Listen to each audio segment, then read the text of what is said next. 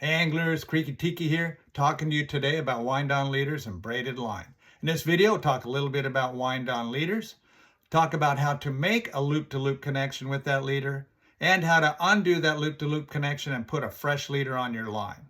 Now, there's two main components to a wind-on leader. You have your braided connector piece. You're going to have a hollow braid piece of line with a spliced loop in the end that's going to connect your main line. That hollow line's got to connect to your leader. Now, there's three most common ways that that's done. The first is with a little bobbin tool called the PR bobbin to tie the PR knot. The second is with the FG knot, and you can do that either manually or with an FG tool. The third most common way is to take your hollow connector braid, insert the leader into that braid for a distance, and where that leader terminates in the braid, wind some very tight serving line around the outside. It's called a served connection. Now, after using all three, I generally prefer the served connection wind-on leader. Now, all three are good.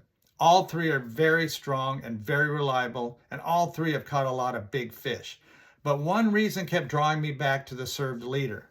If you tie an FG knot or the PR knot, you're going to have at the end of your leader where the line comes out of your leader, you're going to have a very blunt, sharp edge at the termination of your leader line. It's never a problem until you've got a fish really close to the boat under a lot of load, and that blunt end hits the tip of your rod and the guide's coming in. I've found that to be safe, you've got to point your rod at the fish, wind that knot through the tip and the guide so it doesn't hang up and put extra impacts on that line already under a lot of stress. And then once you get it on the reel, put your rod back on the rail and continue fighting the fish. If that knot goes back out, you got to repeat that process.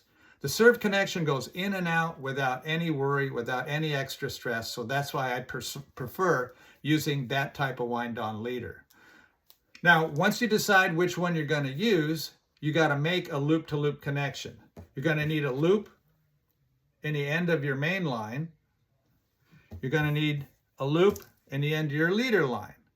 Before you put on a new leader, I highly recommend that you either tape it together in a tight little bundle or put a twist tie on it to make it much easier to pass through and get ready to wind on the reel. If you don't do that, it can be a real pain getting it through and keeping everything from getting tangled when you're trying to replace a leader. This will make the replacement process much easier, much quicker. I also use a tapered steel metal fid on a rigging knife. I use this to make sure that when we pull that loop-to-loop leader tight, that all four legs of those loops are the exact same length. You don't have an uneven length in either side or any of the legs in that loop-to-loop connection. We'll show you how that's done. Before you pass your leader through the main line loop, you need to take the line above the loop and make sure that if there's any slack in that jacket on that connection to that loop, that it's all squeezed out. You want to do that on your main line, and you want to do it on your leader. The outer jacket in that loop can slide up and create slack and help end up making some slack in those loops when you pull the knot together. Okay, once you've got all of the slack out of those outer jackets, you're going to pass one loop through the other loop. Now, whichever loop comes through is the one that's got to pass over its other end.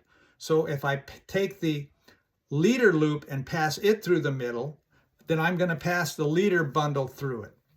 If I pass the reel loop through the leader loop, I've got to get that loop over the rod and reel to get everything tight.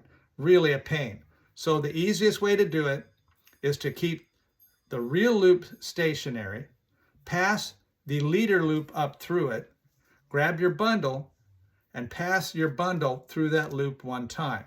Now, a lot of people say you got to go 2 or 3 times through.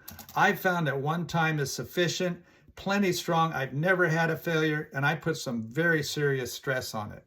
Once you've done that, you fold it over until you end up with your loop-to-loop connection looking like this. If it looks like this, then you have the right connection going.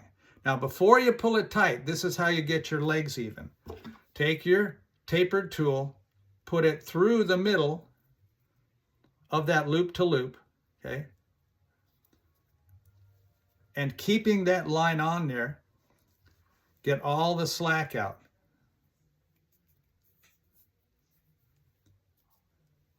So I'm using this tool to make sure that I have the slack out and keep everything the same length. Slide it out, pull it tight, no slack. If you aren't careful about doing that, you can end up with a loop-to-loop connection that ends up looking like this. Now, this is a loop-to-loop connection where no attention was paid to how long the legs on each side were. So where that loop-to-loop is, if a fish hits this, it's going to slide that slack line through the knot and possibly damage the line, cause it to break, you lose a good fish. So make sure when you make your loop-to-loop connection that there's no slack in any of the legs. Every leg is equal length, equal pressure on it. You're going to get some pressure put on that leader if you catch a fish, and that's going to pull that loop-to-loop pretty tight. When it comes time to change the leader, you can make that process a lot easier by grabbing the loop, grabbing both legs of one loop, pop them out. Grab the legs of the other loop, pop them out. Going to repeat this process 3 times.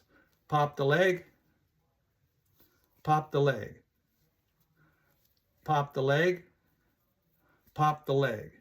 I'm going to pop the real leg one more time. Now, what I've got to do is I've got to get some slack in the leader side of the loop-to-loop connection. Usually, you can reach down and grab it with your fingernails and pull it loose. If you can't get it with your fingernails like that, you can use your special little detangling tool to get underneath it and pull it out. I try to use my fingernails if I can because that's less of a chance of damaging that line. So you loosen that line up. You pass your leader bundle back through the opposite way it went in. And when you pull that apart, everything comes apart. Then you just repeat the original process we said to replace it. You get your fresh leader, make sure the leader's in a bundle, put it through, put the leader loop through, and pass your line through the leader loop. Use your tool, snug it up, pull it down tight, unwind your leader, get it on the reel, and you're ready to go. Well, that's it for today. I hope these tips were helpful. As usual, we welcome your feedback. We wish you tight lines, great fishing, and we hope to see you out on the water.